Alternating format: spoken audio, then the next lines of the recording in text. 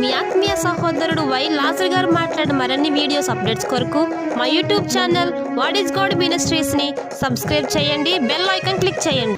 నీతి అనేది అవసరం, న్యాయం అనేది కూడా అవసరమే. యథార్థత, నీతి, న్యాయం ఉన్నప్పుడే మనం పరలోక రాజ్యాన్ని స్వతంత్రించుకోగలుగుతాం. అయితే మరి గర్వం రాకుండా మన మనసులోకి మనం ఎప్పుడూ కూడా జాగ్రత్త పడుతూ ఉండాలండి. అనుకువగా ఉండాలి, తగ్గింపు జీవితం జీవిస్తూ ఉండాలండి. అయితే మరి 2 దినవృత్తాంతాలు 26వ అధ్యాయం 16వ వచనం ఒకసారి చూద్దామండి. అయితే అతడు స్థిరపడిన తరువాత అతడు మనస్సున గర్వించి చెడిపోయినండి. ఎవరండి ఈయన? మహారాజు అండి. మహారాజుకి ఏమొచ్చిందండి? గర్వం వచ్చేసిందండి. అతను స్థిరపడిపోయాడు, ఆస్తిలో స్థిరపడిపోయాడు, సామ్రాజ్యాల్లో స్థిరపడిపోయాడు. ప్రపంచాలు కూడా మరి ఎన్నో రాజ్యాలు స్వతంత్రించుకొని ఆయన స్థిరమైన జీవితం జీవిస్తున్నప్పటికీ అతని మనసులోకి ఏమొచ్చేసిందండి? గర్వం అనేది చోటేస్తుంది. గర్వం వచ్చింది, ఆయన ఏమయ్యాడు? చెడిపోయాడు. ఎలా చెడిపోయాడంటే అతను ఒక ఆలయంలోకి వెళ్ళి ధూపపీఠం మీద ధూపాన్ని వేయడానికే సిద్ధమైపోయాడండి. ధూపపీఠం మీద ధూపం వేయడానికి అర్హత ఎవరికి ఉందంటే గుడిలో పూజారులు అంటే యాజకులకే మరి గర్భగుడిలోకి వెళ్ళి మరి ధూపం వేయడానికి అర్హత అనేది ఒక నియమం అండి. నేను రాజుని కదా, నాకు తిరుగులేదు, నాకు అడ్డు లేదు కదా, నన్ను ఎవరేం చేస్తారులే అని ఈయనలో ఒక గర్వం వచ్చి ఈయన గర్భగుడిలోకి వెళ్ళి ధూపపీఠం మీద ధూపం వేయడానికి మరి సిద్ధపడిపోయాడు. తర్వాత చదవమ్మా. అతడు ధూపపీఠం మీద ధూపం వేటుకై యెహోవా మందిరంలో ప్రవేశించి తన దేవుడైన యెహోవా మీద ద్రోహం చేయగా. ఎవరి మీద ద్రోహం చేశాడండి? దేవుడికి ద్రోహం చేయడానికి తయారయ్యాడండి, మనుషులకు కాదండి. గర్వం వచ్చేస్తే మరి మనుషులకి ద్రోహం చేయడం కాదు, కానీ దేవునికే ద్రోహం చేయడానికి మరి ఈ రాజు అనే వ్యక్తి మరి హిజ్కియా గారండి మరి పూనుకున్నారండి. అయితే ద్రోహం చేయటకై యాజకుడైన అజర్యాయు అతనితో కూడా ధైర్యవంతులైన యెహోవా యాజకులు 80 మంది అతని వెంబడి లోనికి పోయిరి. నువ్వు రాజు అయినంత మాత్రాన మరి ఈ ఆలయంలోకి ప్రవేశించి మరి ధూపం వేడికే మరి ధూపాత్రని చేత పట్టుకోకూడదు, దీన్ని పనిచేసే వాళ్ళు వేరే ఉన్నారని మరి మీరందరూ యాజకులైన అజర్యాయు అతనితో కూడా ధైర్యవంతులైన యెహోవా యాజకులు ఎంతమంది అండి? 8 మంది మందిరంలోకి వెంబడి లోపలికి వెళ్ళారండి. రాజుని శాసించడానికి ఎవరి తరం కాదు. అయితే వీళ్ళందరూ రాజు చేస్తున్న పని మంచిది కాదని వీళ్ళు ఏం చేశారంటే రాజుని బయటికి త్రోసివేయడానికి మరి వీళ్ళు యాజకులు 80 మంది కూడా మరి వెళ్ళినట్టు మనం చూస్తున్నామండి. అయితే వారు రాజైన ఉజ్జియాను ఎదిరించి ఉజ్జియా యెహోవాకు ధూపము వేయుటకై ప్రతిష్ఠింపబడిన ఆరోని సంతతి వారే. ఈ పని ఎవరు చేయాలంటే ఆరోని సంతతి వారనే కొంతమంది ఉన్నారు, వారే చేయాలి. కానీ మరి నువ్వు దీపం వేయడానికి పనికిరాదని రాజును కూడా శాసించగల శక్తి ఎవరికి ఉందండి? మరి ప్రజలకనే ఉంది. ఎందుకంటే ఇతరులో ఒక గర్వం అనేది పోటీ చేసుకుంది కాబట్టి మరి ప్రజలతో కూడా మరి చెప్పించుకునే స్థితి ఎవరికి వచ్చిందంటే రాజుకు వచ్చేసిందండి. తర్వాత చదవము 18వ అధ్యాయం. వారు రాజైన ఉజ్జియాను ఎదిరించి ఉజ్జియా యెహోవాకు ధూపము వేటికై ప్రతిష్ఠింపబడిన అహరోను సంతతి వారైన యాజకుల పనియే కానీ నీ పని కాదు. ఇక్కడ పూజారులు అంటూ ఉన్నారు, వాళ్ళ పనే కానీ నీ పని కాదు. నీ పని ఏంటంటే రాజ్యపాలన చేయాలి, ప్రజల బాగోగులు చూడాలి, మంచి చెడ్డలు చూడాలి. రాజు పని ఏంటండి? రాజ్యభారం భుజాన్ని వేసుకొని ప్రజల బాగోగులు చూసే పనే రాజు పని. రాజు పని నీ పని అది. కానీ ఇక్కడ పూజారులు అంటూ ఉన్నారు, వీళ్ళ పని ఏంటంటే ధూపార్తి వేసి ధూపం వేయడానికి వాళ్ళు ఉన్నారు. నీ పని కాదని వీళ్ళు ఎదిరించారండి. ఎందుకు ఎదిరించారంటే ఇతరులలో గర్వం అనేది చోటు చేసుకుంది. గర్వము నాశనానికి కారణం అండి. మనకు కూడా ఎప్పుడైనా గర్వం వచ్చినప్పుడు అది నాశనానికే అని మనం గుర్తెరిగి దేవుడి యొక్క భయభక్తులు కలిగి మరి ప్రతి ఒక్కరూ మరి నడుచుకోవాలండి. తర్వాత చదవండి. పరిశుద్ధ స్థలంలో నుంచి బయటికి పొమ్ము, నీవు ద్రోహము చేయుచున్నావు. దేవుడైన యెహోవా సన్నిధిని ఇది నీకు ఘనత కలుగదు. నువ్వు ధూపం వేస్తే నీకు ఘనత కలగదు కానీ నీకు నాశనమే కలుగుతుందని అక్కడ ఉన్నవాళ్ళు మరి చెప్పడం జరిగిందండి. ఉజ్జియా ధూపం వేడుకు ధూపార్తిని చేత పట్టుకుని రౌద్రుడై కోపం వచ్చేసిందండి. నేను రాజును కదా, మరి నన్ను ధూపం వేయొద్దంటారని వాళ్ళ మీద ఏం చేశారండి, చాలా కోపపడిపోయారండి. మరి కోపపడిపోతే మనుషులు అయితే ఊరుకుంటారు కానీ మరి దేవుడు అయితే ఊరుకోడండి. మరి అతనికి పెట్టిన స్థితి మరి ఎలాగుందో మరి కింద చదువుదామండి. యెహోవా మందిరములో ధూపపీఠము ప్రక్కన అతడు ఉండగా యాజకులు చూస్తూ ఉన్నప్పుడు అతని నుదుట కుష్టి రోగము పుట్టెను. దేవుడికి ద్రోహం చేస్తే ఏమొచ్చిందంటే అతనికి కుష్టి రోగం అనేది వచ్చేసిందండి. ఎవరు చేయవలసిన పని వాళ్ళే చేయాలి. నేను రాజును కదా, నేను ధనవంతుడు కదా, నేను డబ్బున్నవాడు కదా అని విర్రవీగి గర్వంతో మనం ప్రవర్తించినప్పుడు మనకి ఏమొస్తుందండి, నాశనం అనేది సంప్రదిస్తుంది. ఎందుకంటే మరి ప్రతి ఒక్కరు కూడా తగ్గింపు జీవితం జీవించాలి. తన్ను తాను తగ్గించుకున్నవాడు ఏమవుతాడండి, హెచ్చింపబడతాడండి.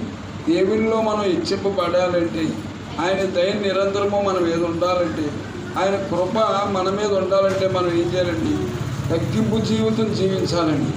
మరి పోయిన వారంగా అంత ముందు వారం మరి పాస్టర్ వారు వచ్చి మరి ఇష్టానుసారం నివర్తన చేసినప్పుడు ఏం మాట్లాడలేదండి.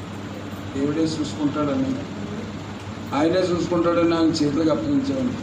తన్ను తాను తగ్గించుకున్నవాడు హెచ్చింపబడును. మేము తగ్గించుకొని వాళ్ళు ఏమన్నా సరే మేము మౌనంగా ఉన్నాం కాబట్టి మరి వాళ్ళు మరి ఎండిపోవడం జరిగింది. దేవుడి కృపను బట్టి మీకు అందరికీ వాక్యాన్ని వెదజల్లడానికి అవకాశం మాకు వచ్చింది. ప్రతి ఒక్కరూ కూడా మరి నాశనానికి గురి కాకుండా యథార్థతగా నీతిగా దేవుళ్ళు జీవిస్తూ మరి ఆయన పట్ల కృపా విధేయత కలిగి ఉంటారని విశ్వాసంతో కోరుకుంటూ మరి నా మాటలు ముగిస్తున్నాను. తర్వాత మనం దైవజనులు ఉన్నారు, అవకాశాన్ని వారికి ఇద్దాం, ప్రార్థన చేసుకుందాం, పండించుకుందాం. పరలోకమందున మాకన్న తండ్రి నాయన, నీకే స్తుతులు స్తోత్రాలు వందనాలు చెల్లిస్తున్నాం ప్రభు. తనని తాను తగ్గించుకున్నవాడు ఇచ్చింపబడని నీ లేఖనాల్లో రాసి ఉంది కనుక నాయన, ప్రతి ఒక్కరికి తండ్రి నాయన తగ్గింపు జీవితం దయచేయమని, ఉన్న వాక్యం వృధా పోకుండా తండ్రి నాయన అనేకులకు వారు కూడా చెప్పడానికి కృప దయచేయమని, తర్వాత చెప్పుతున్న దైవజనుని సముచితమైన జ్ఞానాన్ని దయచేసి వినే చెవిని గ్రహించే హృదయం మాకు దయచేయమని, వాక్యానుసారం జీవించే కృపను దయచేయమని క్రీస్తునామాన్ని అడిగి వేడుకొచ్చిన మా పరమ తండ్రి, ఆమేన్.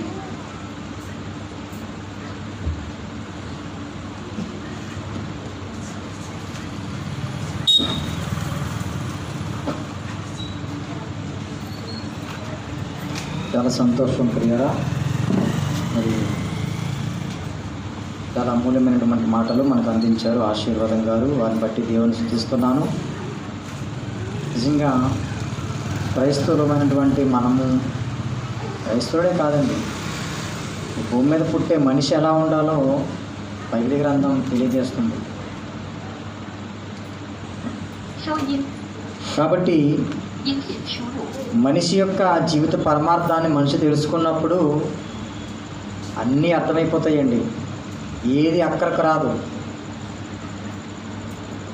దేని మీద కూడా మనకి మమకారం అనేది ఉండదు. దేని మీద మనకు ఇష్టం ఉండదండి. మనిషి బ్రతుకు పరమార్థం తెలుసుకున్న తర్వాత. తెలుసుకోలేదనుకోండి, ఇది నాది, అది నాది అని ప్రాకులాడుతూ ఉంటాడు మనిషి. కాబట్టి మరి చాలా విలువైన మాటలు అందించారు ఆశీర్వాదం గారు. వారికి ప్రత్యేకమైన వందనాలు తెలియజేస్తున్నాను.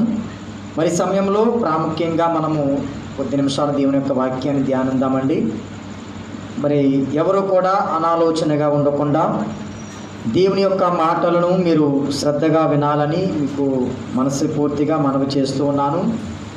సమయంలో మరి ఎవరైనా మరి సాక్ష్యము చెప్పగలిగినవారు ఉంటే సాక్ష్యం చెప్పడానికి రండి. లేదంటే మనము డైరెక్ట్గా వాక్య ధ్యానంలోకి వెళ్ళిపోదాం. ఎవరు లేరమ్మా? చాలా మంచిది.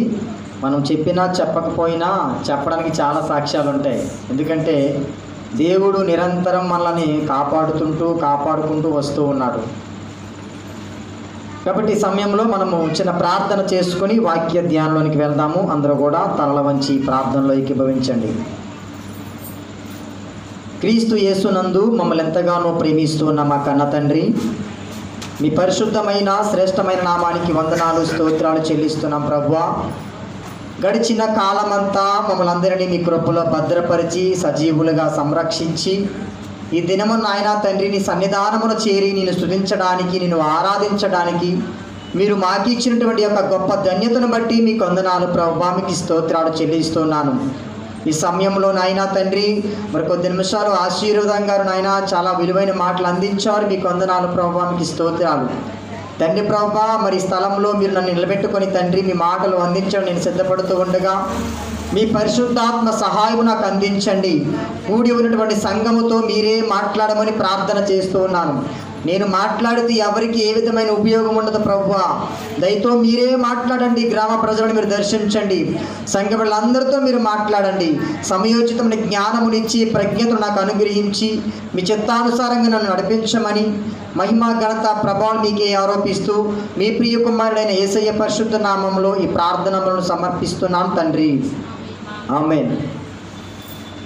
దేవుని యొక్క మహాకృపను బట్టి మరి మనమందరం కూడా ఈ దినమున ఈ యొక్క దేవుని మందిరంలో కూడుకొని గొప్ప ధన్యత జరిగింది. కాబట్టి దేవునికి ముందుగా నేను కృతజ్ఞతలు చెల్లిస్తున్నాను. అమ్మ అందరూ బాగున్నారా?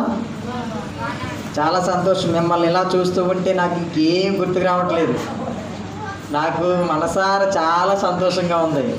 ఎందుకంటే దేవుడు ఏర్పాటు చేసుకున్నటువంటి ప్రాంతము ఎక్కడో కాకినాడ నుండి ఇక్కడికి రావడము, దేవుని మాటలు ప్రకటించడం, దేవుని యొక్క సేవ చేయడం అనేది నన్ను చాలా గొప్ప ధన్యతగా నేను భావిస్తూ ఉన్నాను. కాబట్టి మరి ఇక్కడికి రావడానికి కూడా మరి ఎన్నో ప్రయాణాల్లో దేవుడు మాకు తోడుగా ఉంటున్నాడు. మా ప్రయాణాల్లో దేవుడు మమ్మల్ని సంరక్షిస్తూ ఉన్నాడు. మరి పోయిన వారం మేము రాజమండ్రి పెళ్ళికి వెళ్ళి చూసుకొని ఇంటికి వచ్చేసాం. కొంచెం ఇంట్లో కర్రీ లేదని నేను డైరీ ఫార్మ్ కర్రీ తీసుకోవడానికి వెళ్తే మా ఏరియా నుండి ఇలాగే హైవే రోడ్లోకి ఇలా ఎక్కానండి.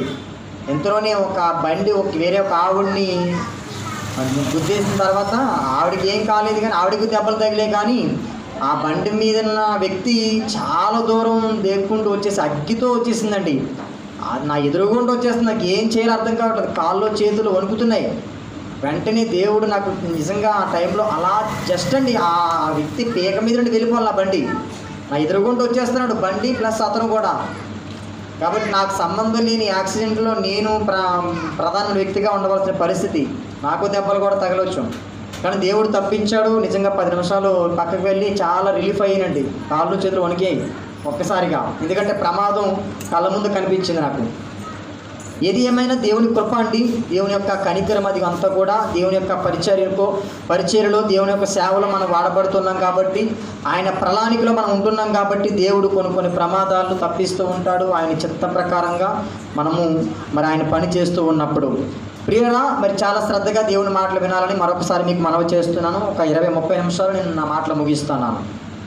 చూడండి, ఈ భూమి మీద జీవిస్తున్నటువంటి ప్రజలు సుమారుగా 850 కోట్ల మంది ప్రజలు జీవిస్తున్నప్పటికీ ఏ మనిషి కూడా పుట్టిన స్థలం నుండి లేదా పుట్టిన ఊరు నుండి ఏ ప్రాంతానికి వెళ్ళకుండా ఉండలేడండి. స్త్రీలైనా పురుషులైనా చిన్నవారైనా పెద్దవారైనా కూడా పుట్టిన ప్రాంతం నుండి ఏదో ఒక సందర్భంలో ఏదో ఒక టైంలో ఏదో ఒక ప్రాంతానికి వెళ్ళడం జరుగుతుంది. కొంతమంది చూడండి, ఉద్యోగాల నిమిత్తం చదువుల నిమిత్తం మరి మన పిల్లల్ని కొన్ని దూర ప్రాంతాలకు మనమే జాయిన్ చేస్తాం. అంటే పిల్లలు సొంత గ్రామాన్ని విడిచి వేరే ప్రాంతానికి వెళ్తున్నారు. అలాగే కొంతమంది ఉద్యోగం చేయడానికి భార్య పిల్లల్ని విడిచిపెట్టి చాలా దూర ప్రాంతాలకు వెళ్తారు ఉద్యోగం నిమిత్తం, కుటుంబాన్ని పోషించుకోవడం కోసం. అలాగే చాలామంది వ్యాపారం చేయడం కోసం ఎక్కడెక్కడ నుండో వస్తూ ఉంటారండి. మరి కాకినాడ ప్రాంతం, మరి తూర్పుగోదావరి జిల్లాలో కాకినాడ ప్రాంతము మరి వ్యాపారానికి చాలా ప్రధానమైనటువంటి పట్టణంగా కనబడుతుంది. ఎక్కడెక్కడనో వచ్చి అక్కడ వ్యాపారం చేసుకుంటారు. అలాగే ప్రియరా, మరి చాలా విషయాల్లోనండి మనం కూడా కొన్ని సందర్భాలు మన బంధువుల ఇంటికి వెళ్తూ ఉంటాము, మన చుట్టాల ఇంటికి వెళ్తూ ఉంటాం, మన స్నేహితుల ఇంటికి వెళ్తూ ఉంటాం. ఇదంతా మీకు ఎందుకు చెప్తున్నానంటే, వెళ్ళిన మనము మరలా మన ప్రాంతాలకు తిరిగి వస్తామా రామా? తిరిగి వచ్చేస్తాం. ఒకవేళ ఇప్పుడు చూడండి, మీరందరూ కూడా ఎక్కడెక్కడి నుంచి వచ్చారు, చక్కగా దేవుని మందిరంలో కూర్చున్నారు. మన ఆరాధన 8:30-9 గంటలకు ముగిస్తాం. మీరందరూ ఏం చేస్తారు? ఇంటికి వెళ్ళిపోతారు కదండి. ఇంటికి వెళ్ళిపోవడం న్యాయం. ఉండిపోరు. అలాగే నేను కాకినాడ పట్టణం నుండి ఈ ప్రాంతానికి వచ్చాను, కే గంగవరం ప్రాంతానికి. ఇక్కడ ఆరాధన ముగించుకొని నేను మళ్ళీ ఏం చేస్తాను? నా ప్రాంతానికి నేను వెళ్ళిపోతాను. అలాగే చదువుల నిమిత్తము, ఉద్యోగాల నిమిత్తము, వ్యాపారాల నిమిత్తము సొంత గ్రామాలు విడిచి వెళ్ళిన వారు మరలా ఏం చేస్తారండి? వారు పనులు వారు ముగించుకొని, వారు చదువులు వారు ముగించుకొని, వారి వ్యాపారాలు వాళ్ళు ముగించుకొని సొంత గ్రామాలకు తిరిగి వచ్చేస్తారు. ఒకవేళ వ్యాపారం కోసం ఈ ప్రాంతం నుండి వేరే ప్రాంతానికి వెళ్ళిన వ్యక్తి ఇంటికి తిరిగి రాలేదనుకోండి, ఇంట్లో వాళ్ళు ఏం చేస్తారండి? కంగారు పడతారు. అయ్యో ఏం జరిగిందో, ఎక్కడికి వెళ్ళాడో, ఏమైపోయాడో అని ఆరాటపడిపోతుంటారు, కంగారు పడిపోతూ ఉంటారు, ఆలోచిస్తూ ఉంటారండి. ఒకవేళ మనము మరి ఇంటికి వెళ్ళలేదనుకోండి, మన పరిస్థితి ఏంటి అంటే, మనకు ఇల్లుందన్న విషయాన్ని మనం మర్చిపోతే మన ఇంటికి వెళ్ళమండి. ఇల్లుందన్న విషయాన్ని మనం మర్చిపోతే మనము ఎక్కడెక్కడికో వెళ్ళిపోతుంటాం, అలా తిరుగుతుంటాం. చూడండి, ఒక్కొక్కసారి మనం రోడ్డు మీద ప్రయాణం చేస్తున్నప్పుడు కొంతమంది మనకు కనబడుతూ ఉంటారు. ఇందాక నేను ఆశీర్వాదం గారి ఇంటికి వెళ్ళినప్పుడు ఎంట్రన్స్లో ఒక ఆయన కనిపించాడు. ఒళ్ళంతా రకరకాల వస్త్రాలు వేసుకున్నాడు. నాకు భయం వేసి చూడగానే. ఆ వ్యక్తికి సరైన జ్ఞానం లేదు కాబట్టి ఏం చేస్తాడండి? ఇంటికి వెళ్ళండి. ఇల్లు ఉందో లేదో తెలియదు ఆ వ్యక్తికి. కాబట్టి సొంత గృహాన్ని విడిచిపెట్టి వెళ్ళిపోయాడు ఆయన. జ్ఞానం లోపించడం వల్ల సొంత గృహాన్ని విడిచిపెట్టి వెళ్ళిపోయాడు. మరి నేను పోయిన సోమవారం ఒక మీటింగ్కి వెళ్ళానండి.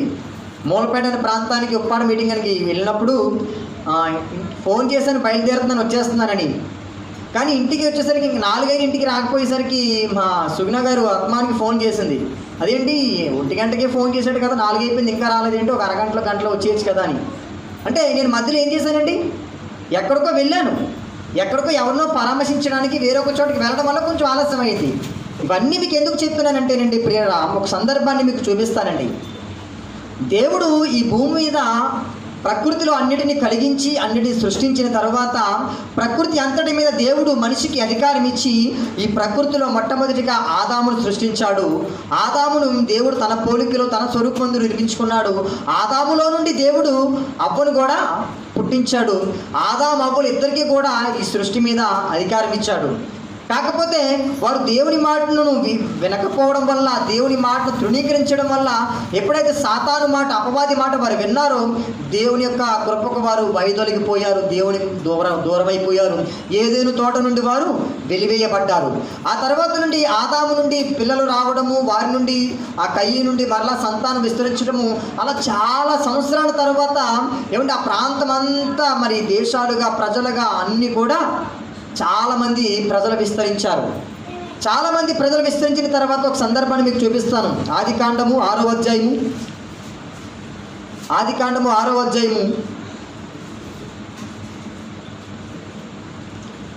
చూద్దాం. 6వ అధ్యాయం 1వ వచనము.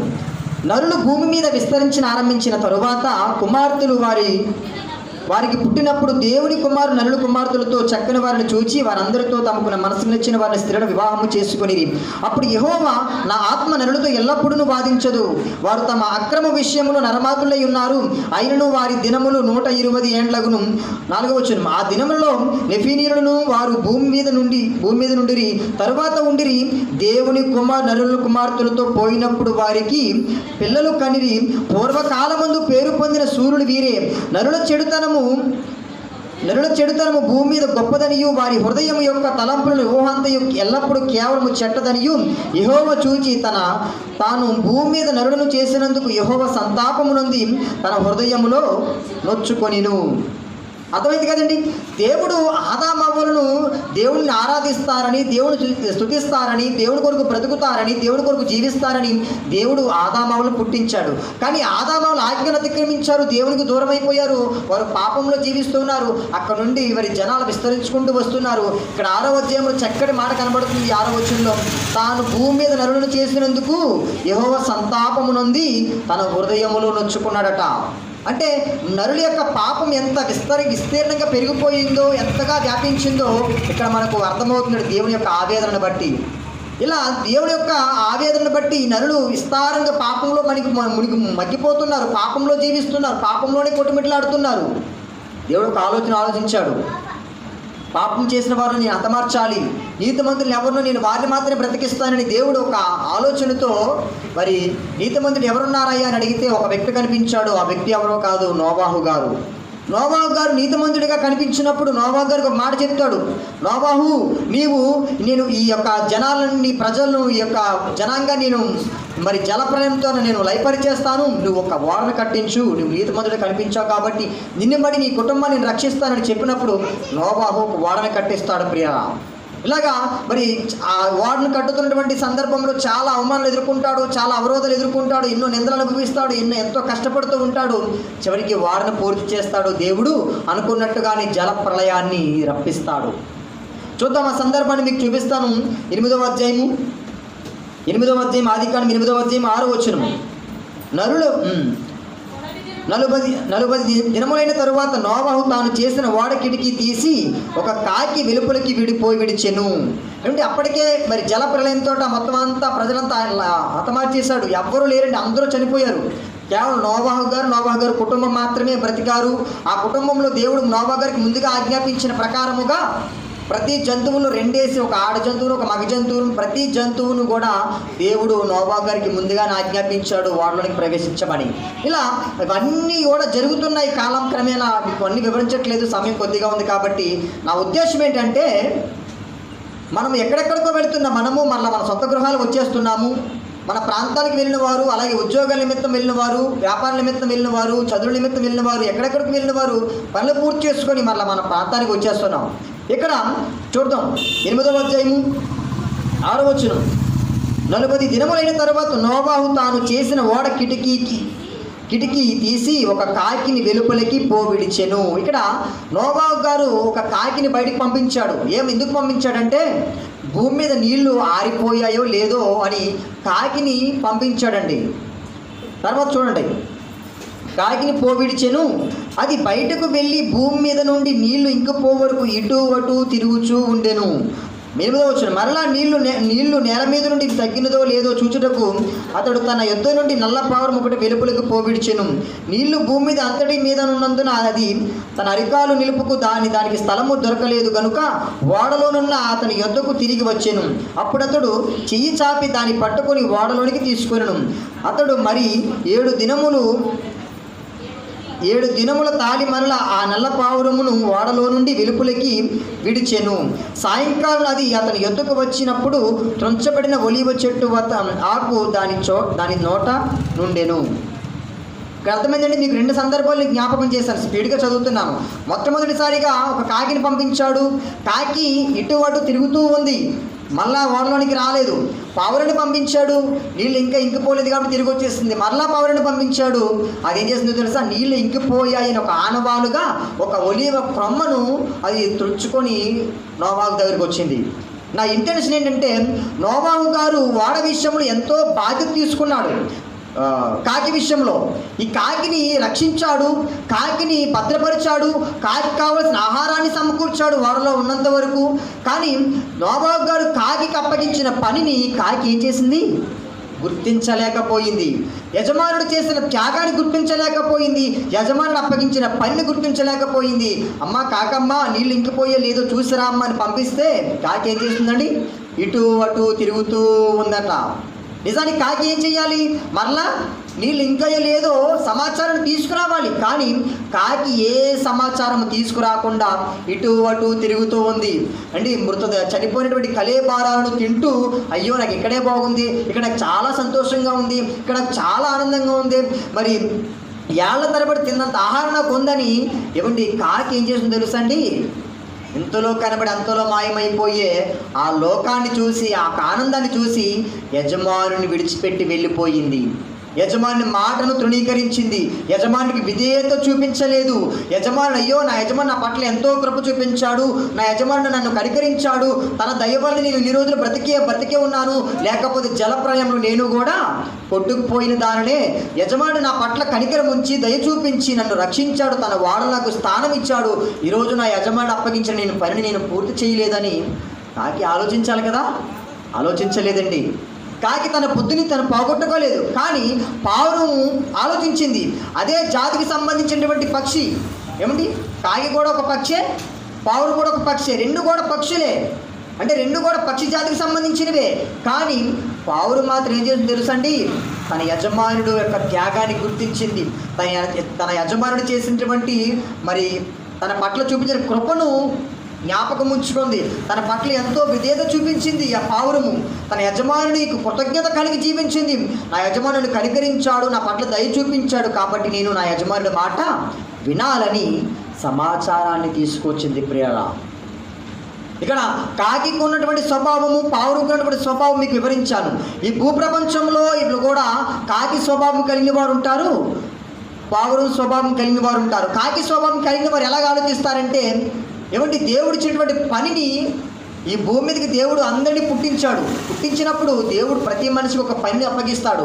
ఆ పనిని పూర్తి చేసుకుని మరలా మనము దేవుడు లోకానికి మనము తిరిగి వెళ్ళిపోవాలి.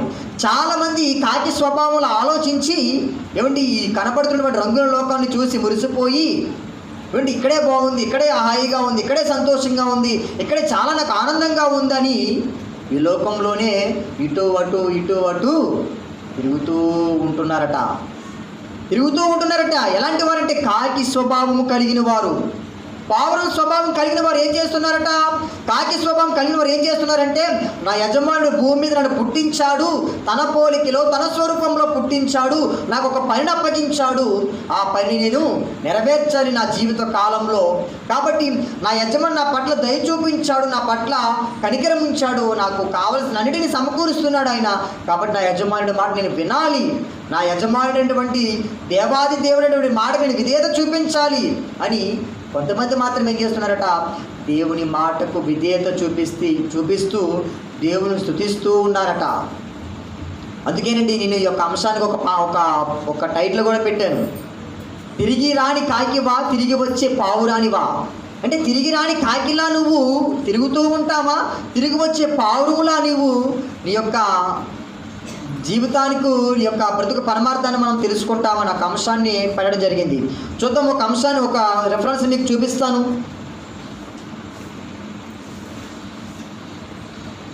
యోహాను సువార్త, క్షమించండి, నిర్గమాకాండము 14వ అధ్యాయము, నిర్గమాకాండము 14వ అధ్యాయం 11వ వచనం. 14వ అధ్యాయం 11వ వచనం. అంతటా వారు మోషేతో, ఐగుప్తులో సమాధులు లేవని ఈ అరణ్యంలో చచ్చుటకు మమ్మను రప్పించితివా? మమ్మను ఐగుప్తుల నుండి బయటకు రప్పించి మమ్మను ఎట్లు చేయనేలా? మా జోలికి రావద్దు, ఐగుప్తీయులకు దాసుల మగుదుమని ఐగుప్తీయులు మేము నీతో చెప్పిన మాట ఇదే కదా. మేము అరణ్యమందు చచ్చుట కంటే ఐగుప్తీయులకు దాసులు కలుగుటే మేలని చెప్పిరి. ఇక్కడ సందర్భాన్ని మీకు వివరిస్తానండి. ఇక్కడ ఐగుప్తీయులు కనబడుతున్నారు, ఇజ్రాయేల్ ప్రజలు కనబడుతున్నారు, అలాగే ఇజ్రాయేల్ ప్రజలను నడిపిస్తున్నటువంటి మోషే నాయకుడిగా కనబడుతున్నాడు. దేవుడు ఇజ్రాయేల్ పట్ల ఒక ప్రణాళికను ఆలోచించే ఉద్దేశంతో బానిసత్వంతో మగ్గిపోతున్నారు. ఐగుప్తీయుల కింద బానిసత్వంతో మగ్గిపోతున్న ఇజ్రాయెల్ విడిపించాలని మోషే ఒక నాయకుడిని ఏర్పాటు చేసుకొని మరి ఇజ్రాయెల్ ప్రజలకు పాలు తేనెలు ప్రవహించే దేశాన్ని వారికి ఇస్తానని వారికి వాగ్దానం చేసి ఆ దేశానికి వారు నడిపించడానికి ఒక నాయకుడిగా మోషేను నియమించి మరి ఇజ్రాయెల్ ప్రజలకు ఎన్నో ఇబ్బందులు వచ్చినా, ఎన్నో కష్టాలు వచ్చినా, ఎన్నో ఒడిదుడుకులు వచ్చినా, మరి వారికి తాగడానికి నీళ్లు లేకపోయినా, తినడానికి ఆహారం లేకపోయినా అన్నిటినీ సమకూరుస్తూ దేవుడు ఏమండి మరి మోషే ద్వారా ఇజ్రాయెల్ ప్రజలను దేవుడు నడిపిస్తూ ఉన్నాడండి. కానీ ఇక్కడ ఇజ్రాయెల్ ప్రజలకు ఒక సమస్య వచ్చింది, ఒక ఇబ్బంది వచ్చింది. ఇజ్రాయెల్ ప్రజలు ఏం చేస్తున్నారు తెలుసా? ఏమయ్యా, ఎందుకు మమ్మల్ని ఐగుప్తీయుని యొక్క దేశంని మమ్మల్ని విడిపించావు? ఐగుప్తీయుల కింద మేము బానిసలుగా ఉన్నప్పుడే మేము సంతోషంగా ఉన్నాము, పాలు తేనెలు ప్రవహించే దేశం అన్నావు, ఏంటి ఎడారిలో మా ప్రయాణాలు ఏంటని వారు మోషే మీద సనుగుకోవడం ప్రారంభించారండి. దేవుడు ఇజ్రాయెల్ పట్ల ఒక ప్రణాళికను కలిగి ఉన్నాడు. అరే, వీరు నా ప్రజలు, వీరికి పాలు తేనెలు ప్రవహించే దేశాన్ని వీరికి ఇవ్వాలి, వీరు బానిసత్వం కింద ఉన్నారు, వీరు బానిసలు కాదు అని దేవుడు ఒక ఆలోచనతో ఇజ్రాయెల్ ప్రజల పట్ల ఎంతో కనికరం చూపిస్తే, ఎంతో దయ చూపిస్తే వారు మాత్రం ఏం చేస్తున్నారండి? కాకి స్వభావంలాగా ఆలోచించి ఇటు అటు తిరగడానికి ఆ ఐగుప్తు బానిసత్వం మాకు బాగుంది. చూడండి ఎంత మాట వ్రాయించాడు ఇక్కడ. ఐగుప్తీయులకు దాసులు మగుటయే మేలుని చెప్పిరి. ఐగుప్తీయులకు దాసులుగా ఉండడమే వారి యొక్క మేలుగా వారు భావిస్తూ ఉన్నారండి. కానీ దేవుడు ఇస్తున్నటువంటి వాగ్దాన ఫలాన్ని లేదా ఆ యొక్క పాలు తేనెలు ప్రవహించే దేశాన్ని వారు చూడలేకపోతున్నారు, ఆలోచించలేకపోతున్నారు. ఇటు అటు తిరగడానికే వారు ఆలోచిస్తున్నారండి. దేవుడు వారి పట్ల ఎన్నో మేలు చేస్తాడు, ఎన్నో అద్భుతాలు చేస్తాడు. ఒకసారి చూద్దాం. అదే నిర్గమకాండం 16 మూడో వచనం నేను 5వ వచనం చదవండి. ఈ సర్వ సమాజమును ఆకలి చేత చంపుటకు అరణ్యములోనికి మమ్మును అక్కడి నుండి తోడుకొని వచ్చితరని వారితో ననగా. చూస్తున్నారండి, ఈ సర్వ సమాజం ఆకలితో చంపుటకే మమ్మల్ని తీసుకుని వచ్చావని వారితో మాట్లాడుతున్నారండి. ఏమండి, వారికి దాహం వేస్తే బండ నుండి దేవుడు నీళ్లు రప్పించాడు, వారికి ఆకలి వేస్తే మన్నాను రప్పించాడు, మన్నాను కురిపించాడు. వారు వేసే బట్టలు మాయలేదు, వారు తొడిగే చెప్పులు అరగలేదు. ఇటువంటి సుమారు ఎన్ని సంవత్సరాలండి 40 సంవత్సరాలు ఉన్నాయండి. మరి వారికి 400 సంవత్సరాలు వారిని దేవుడు నడిపించుకుంటూ వచ్చాడండి. అంతమంది ప్రజలు, 20 లక్షల మంది ప్రజలను దేవుడు నడిపించుకుంటూ వస్తే అంటే వారు ఒక్కరోజు చిన్న కష్టం వచ్చిందని వారి ఆలోచన ఎలా మారిపోయి చూసారండి. ఇటు అటు తిరగడానికే వారు ఆలోచిస్తున్నారు తప్ప పాలు తేనెలు ప్రవహించే దేశానికి వారు వెళ్ళడానికి ఇష్టపడట్లేదు. చూద్దాం 32వ అధ్యాయం 7వ వచనం. కాగా యెహోవా మోషేతో ఇట్లనెను, నీవు దిగి వెళ్ళుము, ఐగుప్తు దేశము నుండి నీవు రప్పించిన నీ ప్రజలు చెడిపోయిరి. నేను వారికి నియమించిన త్రోవ నుండి త్వరగా తొలగిపోయి తమ కొరకు పోత పోసిన. చాలండి, అలా మనం చదువుకుంటూ వెళ్తే ఇక్కడ కొన్ని సందర్భాలు మనకు అర్థమవుతాయి. దేవుడు ఇజ్రాయెల్ ప్రజలకు కొన్ని ఆజ్ఞలు ఇచ్చాడు, కొన్ని కట్టలు నియమించాడు. మీరు వీటి ప్రకారంగా జీవించండి, ఈ ఆజ్ఞలు మీరు పాటించండి, ఈ ఆజ్ఞలు మీరు పాటిస్తే మీరు కనాను దేశానికి వెళ్తారు. మీరు అబద్ధం ఆడకూడదు, మీరు వ్యభిచరించకూడదు, మీరు దొంగలించకూడదు, మీరు ఎవరిని మోసం చేయకూడదు. ఏమండి, ఇలా ఇవన్నీ ఎన్నో ఆజ్ఞలు ఇచ్చిన తర్వాత ఇజ్రాయెల్ ప్రజల పట్ల ఎన్నో మేలులు చేస్తూ, ఎన్నో కార్యాలు చేస్తున్నటువంటి దేవుణ్ణి వారు విడిచిపెట్టేశారు. ఎందుకంటే వీరి స్వభావం ఎలా ఉందంటే కాకి లాంటి స్వభావం అండి. అయ్యో, నా యజమాని నా పట్ల ఎంతో కనికరం చూపించాడు, ఎంతో కష్టపడ్డాడు, ఎన్నో నిందలు అనుభవించాడు, ఎన్నో అవహేళన పడ్డాడు. ఆయన నా యజమాని మాటని తృణీకరించకూడదు నాకు ఆలోచన వీరికి లేకపోయిందండి. చూడండి, ప్రారంభంలో మీకు నేను షార్ట్కట్లో వెళ్ళిపోతున్నానండి. ఒక వ్యక్తి, పరిచయం ఉన్న వ్యక్తి అండి. ఆ వ్యక్తి చాలా క్రూరుడు ప్రియారా. ఎలాంటి వాడంటే ఎవరైనా ఇలాగ ఆరాధించే స్థలాలు కనపడితే చాలండి వాడిని చంపేసేవాడండి. ఆ స్థలంలో ఉన్నటువంటి స్థలాన్ని అంతా కూడా పాడు చేసేసేవాడు. ఎవరైనా క్రైస్తవులు కనపడితే చాలు వాడిని చెదకొట్టేసేవాడు, వాడిని చాలా దారుణంగా అవమానపరిచేవాడండి. ఆ వ్యక్తి ఒకరోజు చూద్దాం, ఆ సందర్భాన్ని చూపిస్తాను. అపోస్తుల కార్యాలు 9వ అధ్యాయము. ఆ వ్యక్తి ఎవరంటే సౌలండి. సౌలు ఎంత కిరాతకుడు, ఎంత దుర్మార్గుడు, ఎంత దోషకుడు అంటే చాలా చాలా భయంకరుడు అండి. ఆయన గురించి నేను ఒకసారి మీకు వివరిస్తాను. సమయం లేదు కాబట్టి నేను మీకు అసలు పాయింట్ వివరిస్తున్నాను. 9వ అధ్యాయము 18వ వచనం. పిమ్మట అతడు దమస్కులో ఉన్న శిష్యులతో కూడా 18వ వచనం.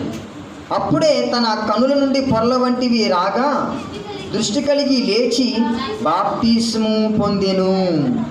చాలండి.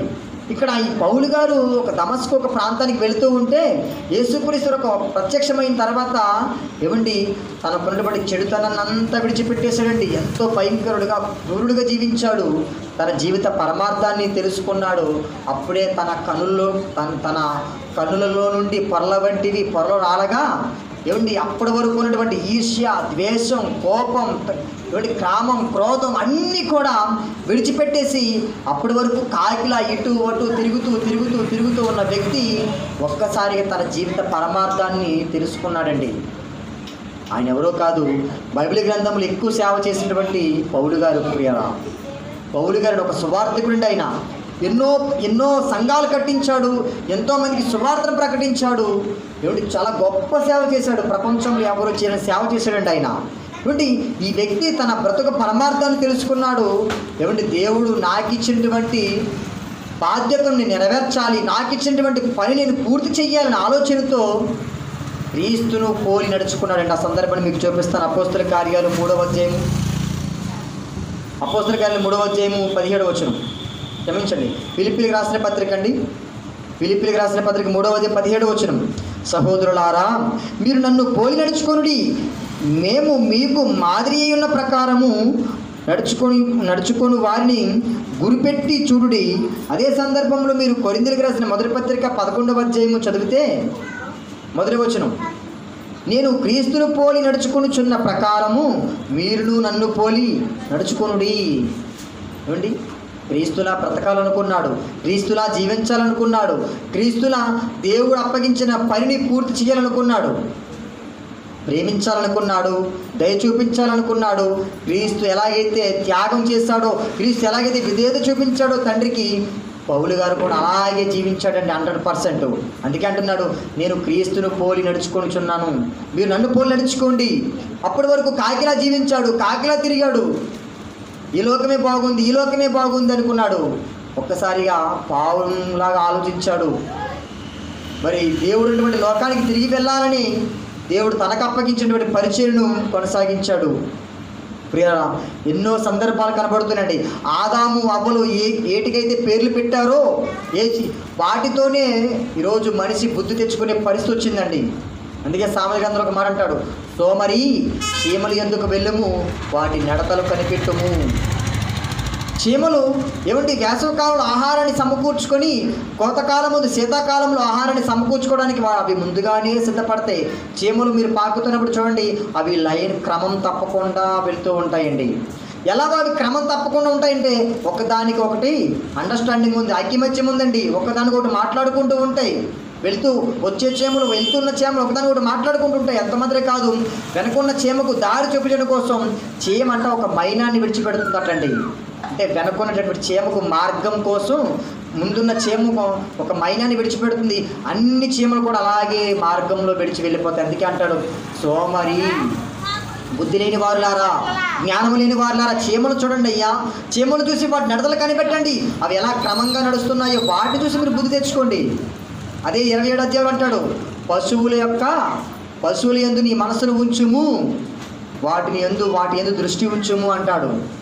అంటే పశువులు చూసి కూడా మనం నేర్చుకోమంటున్నాడండి. ప్రకృతి నుంచి ఎన్నో గుణపాఠాలు దేవుడు మనకు నేర్పిస్తూ ఉన్నాడు. ప్రియాల మొక్కలు చూసి ఎన్నో నేర్పిస్తూ ఉన్నాడు, పక్షులు చూసి ఎన్నో నేర్పిస్తూ ఉన్నాడు, మన కళ్ళ ముందు కనబడుతున్న ఈ గేదెలు చూసి ఎన్నో నేర్పిస్తూ ఉన్నాడండి మనకి దేవుడు. ఇలా దేవుడు ఎన్నో గుణపాఠాలు మనకు నేర్పిస్తున్నప్పటికీ కూడా ఈరోజు మనిషి ఏమండి తిరిగి రాని కాకుల్లాగా ఇటు అటు తిరుగుతూ ఉంటారండి. అక్కడక్కడ తిరుగుతూ ఉంటారు. వారి జీవితానికి గమ్యం తెలియదు, వారి జీవితానికి లక్ష్యం ఏంటో తెలియదండి. ఎందుకయ్యా ప్రయాస, ఎందుకయ్యా తిరుగులాడంటే ఏదో సాధించాలని, ఏదో సంపాదించాలని. ఎప్పుడైతే మనము పావురంలాగా ఆలోచిస్తామో దేవుడు అన్నీ కూడా మన కాళ్ళ దగ్గర తీసుకొస్తాడండి. ఏమండి పావురం కష్టపడిందా? ఏమండి సమృద్ధిమైనటువంటి ఆహారము, మంచి పేరు. ఈరోజు మనం పావురం గురించి గొప్పగా చెప్పుకుంటున్నాం. అంటే పావురం చాలా మంచిదండి, తన స్వభావం చాలా మంచిది. అందుకే పరిశుద్ధమైన పావురముగా, అంటే పరిశుద్ధాత్ముడు పావురము వలె వచ్చాడు అని మార్కు సువార్తలో రాయించాడు. ప్రియరా, కాబట్టి మరి ఈరోజు మరి దేవుని మాటలుగా మనం వింటున్నాము ఎన్నో దినాల నుంచి. మనం ఎలా ఆలోచించాలంటే ఈ లోకంలో ఇటు అటు తిరిగేవారుగా ఉండకూడదండి. పౌలులా ఆలోచించాలి. పౌలు గారు మరి వెంటనే ఏం చేయాలి తెలుసండి? వెంటనే బాప్తిసం పొందాడు, మారు మనసు పొందాడు, దేవుని కొరకే బ్రతకాలని నిర్ణయించుకున్నాడు. కష్టం వచ్చినా, ఇరుకులు వచ్చినా, ఇబ్బందులు వచ్చినా దేవుని కొరకే నేను బ్రతకాలి, నేను దేవుడున్న లోకాన్ని నేను వెళ్ళాలి. ఈ లోకము శాశ్వతం కాదు, ఈ లోకము జీవితకాలం ఉండదు, ఈ లోకము ఇంతలో కనపడి అంతలో మాయమైపోయి ఈ లోకాన్ని చూసి నేను మురిసిపోకూడదని ఆలోచనతో మరి పౌలు గారు చక్కటి ఆలోచనతోనండి మరి దేవుడున్న లోకానికి వెళ్ళిపోవడానికి దేవుడు పౌలు గారికి అప్పగించిన పరిచర్యను లేదా బాధ్యతను నెరవేర్చాడు. ఈరోజు భూమి మీద జీవిస్తున్న మనము కూడా దేవుడు మనకిచ్చినటువంటి పనిని మనము కూడా నెరవేర్చాలి. ఏదో ఒక దినాన మనం అందరం కూడా వెళ్ళిపోయేలోపు మనము ఒక్క వ్యక్తినైనా దేవుని చెంతకు నడిపించాలి. ఒక్క వ్యక్తినైనా మన వల్ల ఒక వ్యక్తి బాగున్నాడు రా అనే సాక్ష్యాన్ని మనం పొందుకోవాలి. క్రీస్తు మనకు ఎన్నో నిందలు అనుభవించాడు, ఎన్నో అవమానాలు ఎదుర్కొన్నాడు, ఎన్నో అవహేళనలు ఎదుర్కొన్నాడు, మన కొరకు రక్తం కార్చాడు, చివరికి తన ప్రాణాన్ని పెట్టాడు. కేవలం మనం బాగుండాలని, మనం రక్షించబడాలని, మనము దేవుడున్న లోకానికి వెళ్ళాలని. ప్రియరా, దేవుడు మనం ప్రేమిస్తున్నాడు కాబట్టి తన కుమారుని మన కొరకు పంపించాడు. క్రీస్తు మనల్ని ప్రేమిస్తున్నాడు కాబట్టి తన రక్తాన్ని కార్చాడు, తన ప్రాణాన్ని పెట్టాడు. మనము కూడా ప్రేమిద్దాం, దేవుని కొరకు విధేయత చూపిద్దాం, దేవుని కొరకు బ్రతుకుతాం, దేవుని పట్ల ఇంకా బలమైన కార్యాలు చేద్దాం, ఇంకా ఉన్నతమైన కార్యాలు చేద్దాం. మరి ఈ మాటలు విన్న మీరందరూ కూడా మరి ఈ మాటలు విడిచిపెట్టేవారుగా ఉండకూడదని, ఆ మాటలు మీ యొక్క హృదయం అనే పలకల మీద రాసుకోవాలని నేను మనస్ఫూర్తిగా కోరుకుంటూ మరి మిమ్మల్ని, మీ పరిచయం, మీ కుటుంబాలను, మీ బంధువులందరినీ దేవుడు దీవించాలని కోరుకుంటూ ఈ నా మాటలు ముగిస్తున్నాను. ఈ సమయంలో రొట్టె ద్రాక్ష కార్యక్రమాన్ని మనము ప్రారంభించుకుందాం. మరి పాస్టర్ గారు వచ్చి కొరింథీయులకు రాసిన మొదటి పత్రిక 11వ అధ్యాయము 23 నుంచి చదివి వినిపిస్తారు. తర్వాత మనం ప్రార్థన చేసుకొని రొట్టె ద్రాక్షరస కార్యక్రమానికి మనం వెళ్దాం.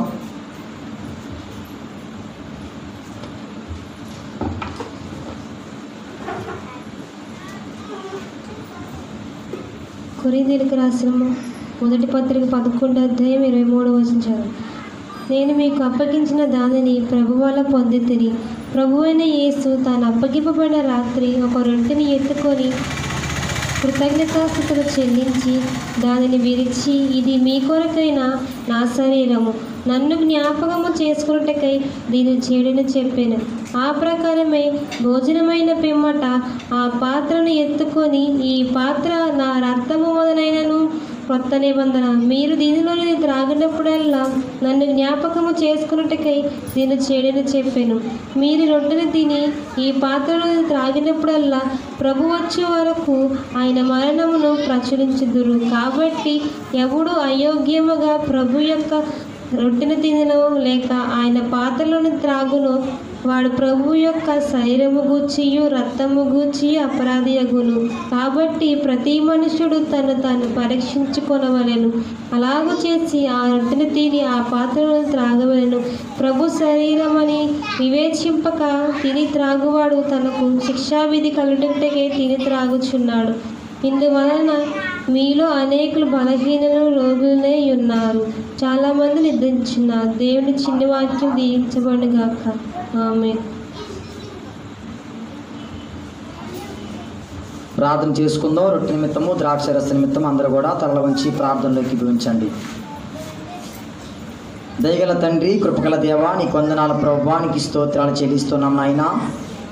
తండ్రి, మీరు మమ్మల్ని ప్రేమిస్తున్నారు కాబట్టి తండ్రి ప్రభువా, ఇంత గొప్ప ధన్యతను మీరు మాకు ఇచ్చారు నాయన. మీకు వందనాలు, స్తోత్రాలు నాయన. ఇప్పటి వరకు తండ్రి ఎన్నో అమూల్యమైనటువంటి నాయన తండ్రి విషయాలు మేము విన్నాము తండ్రి. వాక్య మర్మాలతో మీరు నాయన తండ్రి మీరు మాతో మాట్లాడారు ప్రభువానికి స్తోత్రాలు నాయన తండ్రి. కాకి స్వభావంలా మేము ఉండకుండా తండ్రి పావురం స్వభావంలా తండ్రి మీరున్న లోకానికి మేమందరము రావడానికి సహాయము దయచేయండి. కాకి నాయన ఇటు అటు తిరుగుతూ ఉందయ్యా. ఇంకా కూడా తండ్రి నాయన పావురం అయితే తండ్రి మరి నోవాహు అప్పగించిన పనిని తండ్రి పూర్తి చేసింది. మేము కూడా మీరు మాకు అప్పగించిన పనిని పూర్తి చేయడానికి సహాయం దయచేయమని ప్రార్థన చేస్తున్నాను తండ్రి ప్రభువా. తండ్రి ఈ సమయంలో నాయన తండ్రి ప్రభువా రొట్టె నిమిత్తము, ద్రాక్షారస నిమిత్తము నేను ప్రార్థన చేస్తున్నాను తండ్రి. నాయన మీ కుమారుడైనటువంటి యేసుక్రీస్తు నీ భూమి మీదకి పంపించి నాయన తండ్రి మా కొరకు నాయన తండ్రి నలగొట్టబడి తండ్రి ప్రభువా ఆయన ఈరోజు నాయన తండ్రి ప్రభు రొట్టెగా తండ్రి ప్రభువా ఆయన తండ్రి మా ముందు నాయన తండ్రి ప్రభువా నిలుచున్నటువంటి నీకు వందనాలు ప్రభువానికి స్తోత్రాలు. మీ కుమారుడి యొక్క రక్తానికి సాదృశ్యమైనటువంటి నాయన తండ్రి ద్రాక్షారసం మేము పానీయము చేయుచుండగా తండ్రి మేము నాయన తండ్రి ప్రభా మీ కుమారుడి యొక్క రాకడను ప్రచురము చేయడానికి మీరే సహాయము దయచండి. దేవానికి స్తోత్రాలు. మమ్మల్ని మేము పరీక్షించుకొని తండ్రి నీ కొరకు బ్రతకడానికి మీరు మాకు అప్పగించిన పనిని మేము నెరవేర్చడానికి సహాయము దయచేయండి. ఆ రొట్టెని తిని నాయన పాత్రను త్రాగునప్పుడల్లా మేము నాయన ప్రభు వచ్చే వరకు ఆయన మరణమును మేము ప్రచురించడానికి సహాయము దయచండి. దేవానికి స్తోత్రాలు. ఎందరైతే యొక్క రొట్టెలోను ద్రాక్షలను పాల్గొంటున్నారో ప్రతి ఒక్కరిని మీరు జ్ఞాపకం చేసుకోండి. ప్రతి ఒక్కరిని మీరు బలపరచండి, దీవించండి, ఆశీర్వదించండి. ఇంకా ఎవరైతే మారు మనసు పొందలేదు, బాప్తిసం పొందలేదు, వారికి చక్కటి మనసు దయచండి మారు మనసు పొందడానికి, బాప్తిసం పొందడానికి. ఎందుకంటే నాయన లోకం నాయన తండ్రి ప్రభా రేపటి దినం మాది కాదు ప్రభా, రేపటి దినం ఎలా ఉంటుందో మాకు తెలియదు నాయన. కాబట్టి నాయన తండ్రి మీరు మాకు ఇవ్వాలనుకునేటువంటి పరలోకాన్ని మేము నాయన పోగొట్టుకోకుండా మేము దాన్ని స్వతంత్రించుకోవడం కోసం మేము బాప్తిసం పొందడానికి సహాయం దయచేయండి. అన్ని విధాలుగా తండ్రి ప్రభా యొక్క రొట్టెలో ద్రాక్షను మీ చేతులకు అప్పగించుకుంటూ ఒక కార్యక్రమంలో పాలు పొందిన వారందరినీ దీవించి ఆశీర్వదించమని యేసయ్య పరిశుద్ధ నామముని ప్రార్థనలు సమర్పిస్తున్నాను తండ్రి. ఆమేన్.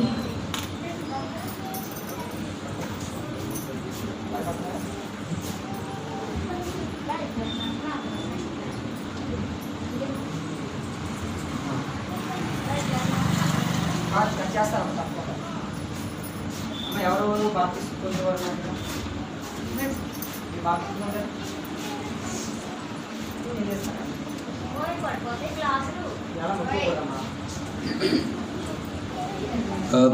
అపరాధిని యేసయ్యా కృప చూపి బ్రోవుమయ్యా.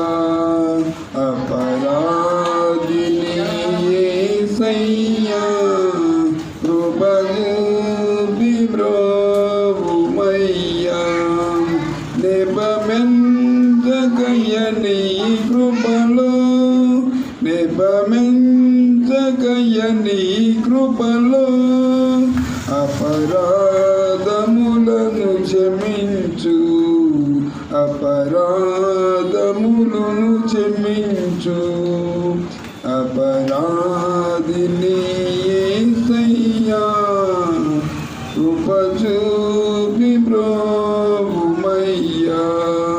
చిలువాకు నిలుగొట్టి తిని తులుమాతో నిన్ను చేరి తిని కలుషంబులను మోపితిని, కలుషంబులను మోపితిని. దోషంబునేను ప్రభువా, దోషందునేను ప్రభువా. అపరాధిని యేసయ్యా కృప చూపి బ్రోవుమయ్యా.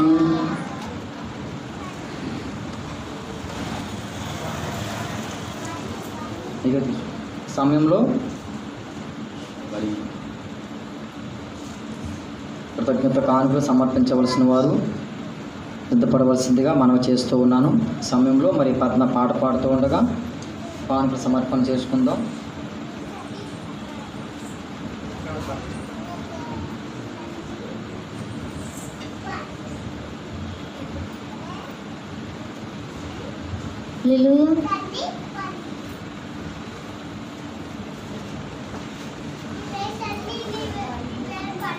నీవు లేని చోటేది యేసయ్యా, నీ దాగి క్షణముండలేనయ్యా. నీవు చూడని స్థలమేది యేసయ్యా, కనుమరుగై నేనుండలేనయ్యా.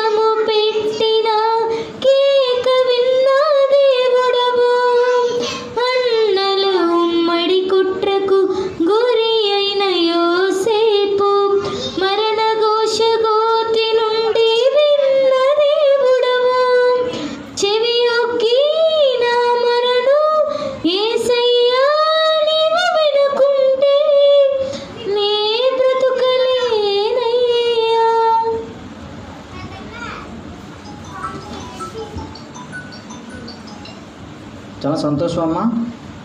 మరి ఒక మాట చెప్పాలనుకుంటున్నాను. అదే పిల్లలకి కూడా చాలామంది పిల్లలు వస్తున్నారు కదా, పిల్లలకి సండే స్కూల్ లాంటిది ఏదైనా పెట్టాలని అనుకుంటున్నాం. మరి దేవుని చిత్తమైతే ప్రార్థన చేయండి. టైమింగ్స్ ఇవన్నీ కూడా ఎలాగా ఏ విధంగా మరి పిల్లలు ఎక్కడ వేరే చోట ఎక్కడన్నా ఇదంతా కూడా మరి ఆలోచిస్తున్నాం. మరి ఆశీర్వాదం గారు కూడా మేము పిల్లలకు కూడా దేవుని మాటలు చెప్పాలి. వారు చిన్ననాటి నుండి బైబిల్లో ఒక మాట ఉంటుంది, బాలుడు నడవలసిన త్రోవలు మీరు వారికి నేర్పించండి, వాడు పెద్దవాడైన తర్వాత తొలగిపోడని మాట ఉంటుంది.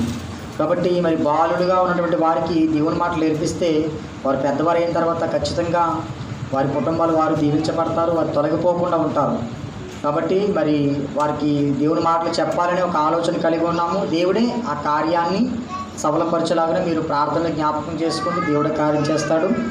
అలాగే మరి మధ్యలో ఒక రోజు మేము వద్దాం అనుకున్నాము. మరి మొన్న వారం అంతా అడవడిగా ఎలక్షన్స్ అడవడిగా ఉంది కదా, లక్షవారం. అందుకని అయ్యగారికి ఫోన్ చేశారు వస్తున్నారా అని. వస్తున్నామని చెప్పాను ముందు రోజే, కానీ రావడం ఎలక్షన్ అడవడు కదా, ఎందుకు రావడం అనేసి నేను ఆగిపోయాను. కాబట్టి మరి దేవుని చిత్తం అయితే మరి వచ్చి వారం రావడానికి ప్రయత్నం చేస్తాను. మీరు ప్రార్థన చేయండి. ఈ లక్షవారం ఎవరి దగ్గర పెడదాం ఇలాగా? అదే మీ అమ్మగారి ఇంటిలోనా అమ్మ? మరి లక్షవారం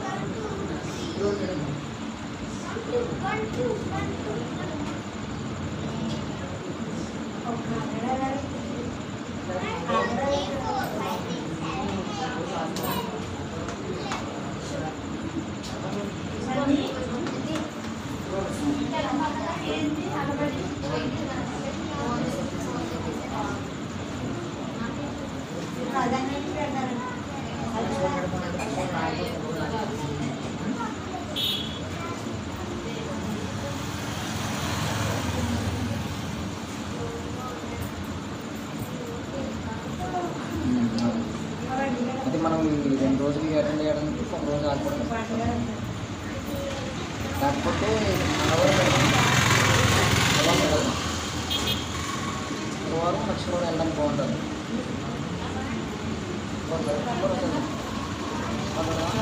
అమ్మ మంగళవారం ఓకేనా? మంగళవారం అంటే మీటింగ్స్ ఉన్నాయి 3 రోజులు. ఆల్రెడీ మనం పిలిచారు. సునీల్ గారు వస్తున్నారు కర్నూలు నుంచి, ఖమ్మం నుండి, వరంగల్ నుంచి. కాబట్టి ఏంటి 3 రోజులు ఉన్నాయి. మంగళవారం, బుధవారం, గురువారం 3 రోజులు ఉన్నాయి. అది ఒక రోజు నేను ఆగిపోతున్నాను అక్కడికి, ఒక రోజు ఇక్కడికి వచ్చేస్తాను. అది ఏ రోజు అన్నది మీకు ఏరియాలో అంటే సంబరాలు అవి ఉన్నాయి కదా, మీకు సౌండ్ సిస్టమ్ ఇక్కడ ఏమి లేవు కదా, ఇక్కడ లేవు కదా. అయితే లక్షవారం వచ్చేస్తానమ్మా, లక్షవారం వస్తాను, లక్షవారం వచ్చేస్తాను. అయితే ఓకేనా? నైటేనమ్మా, మనకి సాయంత్రం టైంలో జరుగుతుంది. మీకు రూపాయి ఖర్చు ఏమవుతుంది, మనకు కరెంట్ ఇస్తే చాలు. ఎక్విప్మెంట్స్ అన్నీ మనం తెచ్చుకుంటాం, లైట్లు అవి మనం తెచ్చుకొని కట్టుకుంటాం. మీరు కరెంట్ ఇవ్వండి, చక్కగా వీధి కూడా జరుగుతుంది. చక్కగా మంచి వాక్యం అందరికీ వినిపిస్తాం అమ్మా. లక్షవారం అందరూ కూడా మర్చిపోకూడదు. మీతో పాటు ఎవరైనా తీసుకురావడానికి ప్రయత్నం చేయండి. ఏమో అందరికీ ఓకేనా? లక్షవారం మీకు ఓకే అయితేనే పెడతాం. మీతో పాటు మీ పక్క వాళ్ళు లేదా మీ స్నేహితులు ఎవరైనా ఉంటారు కదా, చుట్టాలలో, వాళ్ళు కూడా తీసుకురండి. ఎందుకంటే వీధి కోటాల్లో దేవుడు నిజంగా గొప్ప కార్యాలు చేస్తాడు. ఆ టైంలో మనం అనేక మంది కొరకు ప్రార్థన చేద్దాం ఆ టైంలో. కాబట్టి మరి లక్షవారం తారీఖు ఎప్పుడు వచ్చిందండి? 15 వచ్చిందా? 15వ తారీఖు వచ్చిందమ్మా. అమ్మగారు మీరు మాట్లాడితే చచ్చిపోయింది. ఓకేనండి? లక్షవారం ఓకేనమ్మా. లక్షవారం కన్ఫర్మ్ చేయండి. లక్షవారం నేను వస్తాను. కాబట్టి ఈ మీటింగ్ కొరకు మనం ప్రార్థన చేద్దాం. సరే, చివరిగా మనం ముగింపు ప్రార్థన చేసుకుని ముగించేద్దాం. ముగింపు ప్రార్థన చేసుకుందాం. అందరూ కూడా తలలు వచ్చి ప్రార్థనలో ఏకీభవించండి.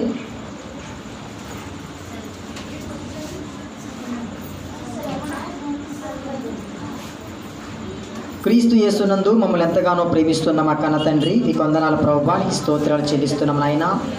కరుణామయుడువు, కనికర సంపన్నుడువు, కృపగల దేవుడువు దేవా, నీకు వందనాలు స్తోత్రాలు. తరాలు మారినా, యుగాలు మారినా మారని దేవుడువు దేవా, నీకు వందనాలు ప్రభువా, నీకు స్తోత్రాలు. విడువను ఎడబాయనని వాగ్దానము చేసిన దేవుడువు దేవా, నీకు వందనాలు ప్రభువా, నీకు స్తోత్రాలు. తండ్రి ప్రభువా, ఈ సమయంలో నాయనా తండ్రి, మరి సంఘ బిడ్డలను మీరు జ్ఞాపకం చేసుకోండి. సంఘ బిడ్డలు మీ చేతులకు అప్పగిస్తున్నాం నాయన. ఎవరెవరు ఎలాంటి ఇబ్బందులతో ఉన్నారో, ఎవరెవరు ఎలాంటి సమస్యలతో ఉన్నారో మాకైతే తెలియదు కానీ ప్రభువా, మీ చేతులకు అప్పగిస్తున్నాం తండ్రి. మీరు సర్వమును చూస్తున్న దేవుడు నాయన, నీకు వందనాలు. మీ కనుదృష్టికి కనబడని సృష్టం ఏదీ లేదు ప్రభువా, నీకు వందనాలు ప్రభువా. దయతో మీరు జ్ఞాపకం చేసుకోండి, సహాయం దయచేయండి, కృప చూపించండి. ప్రతి ఒక్కరి పట్ల గొప్ప కార్యాలు చేయండి అయ్యా, నీకు వందనాలు నాయన. మరి భవానీ గారి విషయంలో మేము ఎంతో ప్రార్థన చేశాము, మీరు మంచి ఆరోగ్యం ఇచ్చారు, నిలబెట్టుకున్నారు, మీకు స్తోత్రాలు, మీకు వందనాలు ప్రభువా. దయతో నాయన మరి సూర్యవతి గారిని మీరు జ్ఞాపకం చేసుకోండి, మీకు వందనాలు. అలాగే నాయన తండ్రి ప్రభువా, తండ్రి అలాగే నాయన తండ్రి ప్రభు సత్యవతి గారి కొరకు మేము ప్రార్థన చేస్తున్నాము తండ్రి ప్రభు. నాయన మరి లత గారికి మేము ప్రార్థన చేస్తున్నాం తండ్రి. వెన్నెముక విషయంలో మేము ప్రార్థన చేస్తాం, దయతో సహాయం దయచేయండి. తన భర్త నాయన తండ్రి శ్రీను గారిని జ్ఞాపకం చేసుకోండి, వారికి ఇచ్చిన ఇద్దరు పిల్లలు మీరు దీవించండి, ఆశీర్వదించండి. అలాగే నాయన దేవి గారి విషయంలో మేము ప్రార్థన చేస్తున్నాం నాయన తండ్రి ప్రభు. మీలో ఫలించే కొమ్మగా తండ్రి దేవి గారిని దీవించండి అయ్యా. తన భర్త ఆటో విషయంలో నాయన తండ్రి ప్రభు, నాయన తండ్రి బేరాలు లేవని తండ్రి, వ్యాపారం లేదని చాలా బాధపడుతున్నారు, దయతో జ్ఞాపకం చేసుకోండి. మీరే తండ్రి ప్రభు వ్యాపార విషయంలో సహాయం తెచ్చేయండి దేవానికి వందనాలు తండ్రి ప్రభు. అలాగే నాగలక్ష్మి గారి కొరకు మేము ప్రార్థన చేస్తున్నాం దేవానికి వందనాలు తండ్రి. అలాగే నాయన తండ్రి ప్రభు, తండ్రి నాయన తండ్రి ప్రభు మరి భవానీ గారు నాయన మరి ఈరోజు నాయన రాలేదు తండ్రి. అలాగే తన కుమార్తెలు ఇద్దరు కొరకు మేము ప్రార్థన చేస్తున్నాం దేవానికి స్తోత్రాలు. నాయన తండ్రి ప్రభు మరి సూర్యవతి గారిని మీరు జ్ఞాపకం చేసుకోండి. అలాగే ఇక్కడ ఉన్న బిడ్డలందరి కొరకు మేము ప్రార్థన చేస్తున్నాం, చిన్న బిడ్డలు మీరు దీవించండి, ఆశీర్వదించండి.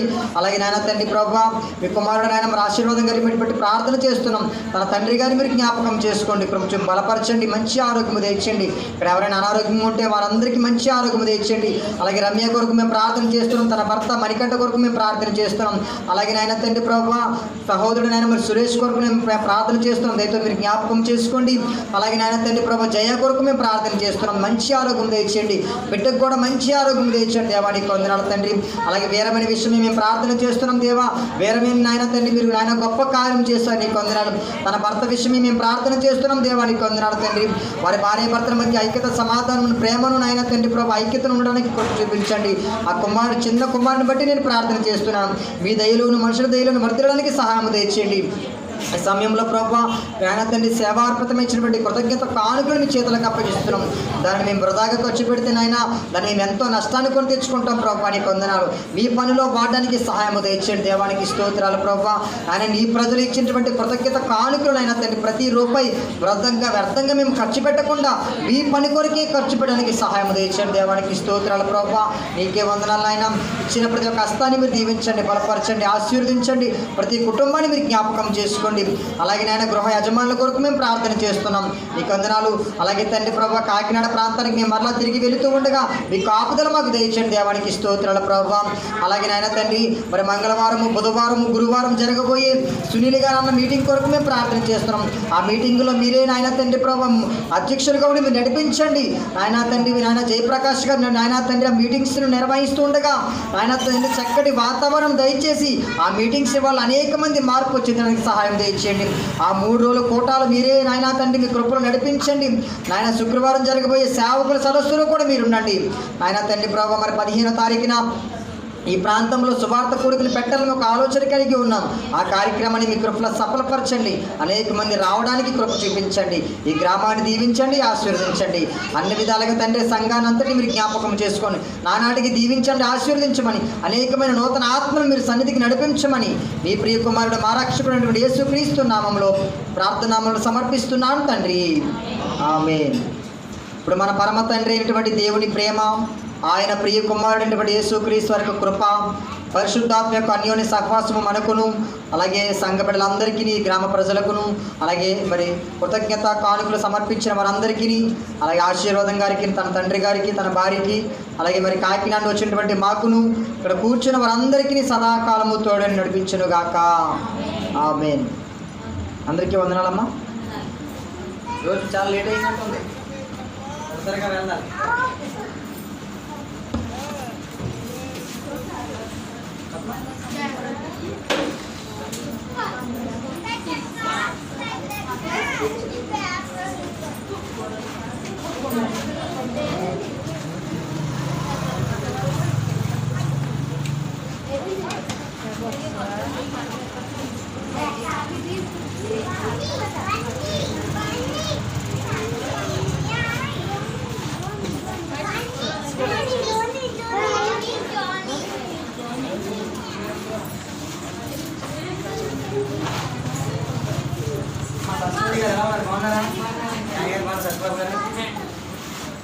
రాష్ట్రం చేస్తాం, దేవుడు మీ పట్ల కార్యం చేయాలి. దేవుడు చేస్తాం, దేవుడు దేవుడు ఇస్తాడు. ఆయన సెల్ ఆపేస్తాం.